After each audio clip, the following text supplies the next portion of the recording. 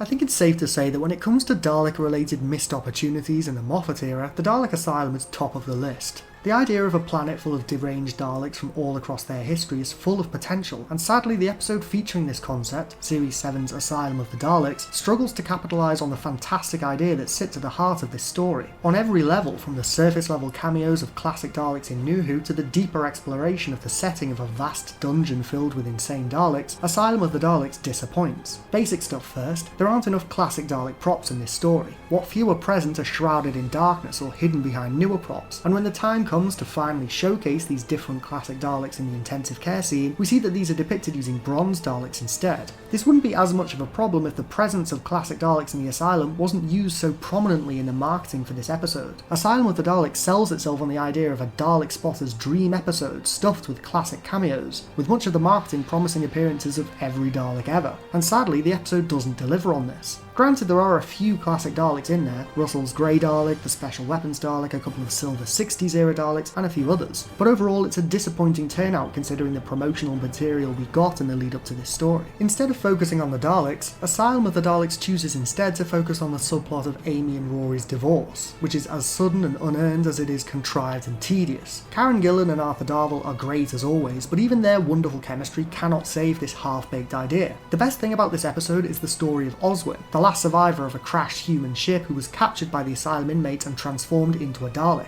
Everything about her subplot is fantastic, from the tragic music to the stellar direction and phenomenal acting from Jenna Coleman. Sadly, however, this doesn't make up for the lack of Dalek content in an episode that was supposed to be a pre-50th anniversary celebration of Dalek history. Asylum of the Daleks is one of those stories where every so often there's a great scene that is really well directed, well acted, and is overall really good, but sadly these excellent isolated moments don't save the episode as a whole from questionable writing choices, misleading marketing, and poor focus. Another aspect of this episode that demonstrates a clear missed opportunity was the fact that, for an army of insane Daleks, the inmates of the Dalek Asylum don't really act that different from regular Daleks. If anything, they seem more like a gang of damaged and broken Daleks than a rampaging rabble of truly insane specimens. We've already seen how bizarre and dynamic an insane Dalek can be. Dalek Khan from The Stolen Earth and Journey's End is a great example of this. All these Daleks seem to do is stutter, repeat generic Dalek phrases over and over again, and shamble about like the dying Daleks from Resurrection of the Daleks. There was a fantastic opportunity here to utilise the Daleks in a unique way that could have made them really scary, and the episode simply doesn't do this. What a shame.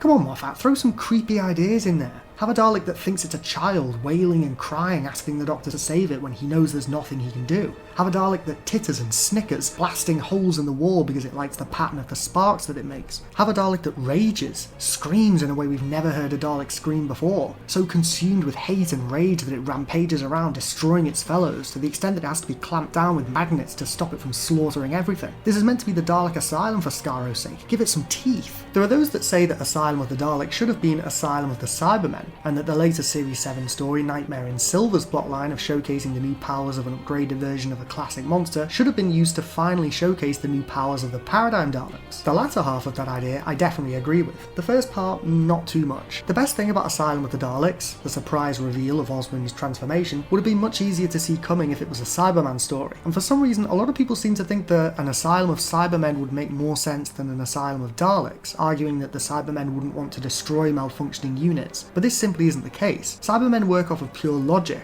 and there's no logic whatsoever in locking broken down Cybermen in a dingy dungeon. We see Cybermen destroy malfunctioning units in Attack of the Cybermen, and the Silver Turk illustrates how damaged Cybermen are recycled to provide spare parts for their fellows. Having said that, I cannot deny that from a purely aesthetic perspective, the idea of using this dank, dingy, ragged setting would be great for showcasing some classic Cyberman designs, as the context and the lighting could have been used to make them seem scarier than they were previously. Imagine an insane Mondasian Cyberman, or a raging cyber nomad, or a wailing cyber neomorph. With the right direction and costume design, it could be really effective. Although I have issues with the idea conceptually, I cannot deny that it would have made for a fantastic setting for a Cyberman story, with potential for some really grim and heart-wrenching moments. Imagine the potential. As for Nightmare in Silver as a Dalek story, the Paradigm Daleks definitely deserved a second chance. Reformatting Nightmare in Silver into a Dalek story, Nightmare in Technicolor if you will, would have made for a great opportunity to spend an episode showing the Paradigm Daleks showing off their power and conquering a planet, elaborating more on the officer drone rank leading bronze Dalek squads, and generally showcasing the power of the Paradigm. This would have gone a long way to helping the fandom accept them. Sadly, the Paradigm was simply pushed to the sidelines in Asylum of the Daleks and later quietly forgotten about, illustrating yet another missed opportunity for the Daleks in the Moffat era, but that's a topic for another video. What do you think? Do you think the Dalek Asylum idea was wasted? Are there any positives to Asylum of the Daleks that I didn't mention in this video? Do you think that Series 7 should have had Asylum of the Cybermen and Return of the Paradigm instead of Asylum of the Daleks and Nightmare in Silver? Let me know in the comments below.